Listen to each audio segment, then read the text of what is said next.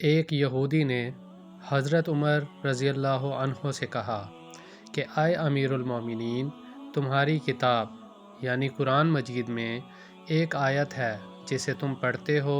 अगर वो हम यहूदियों पर नाजिल होती तो हम इसके नज़ूल के दिन को योम ईद बना लेते।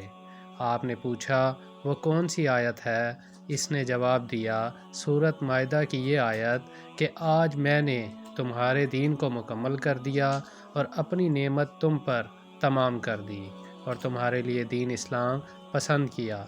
हज़रत उमर रज़ियल्लाहु अन्हो ने फरमाया कि हम इस दिन और इस मकाम को खूब जानते हैं।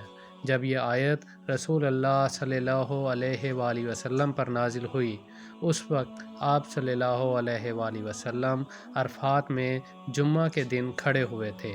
सही बुखारी हदीस नंबर 45।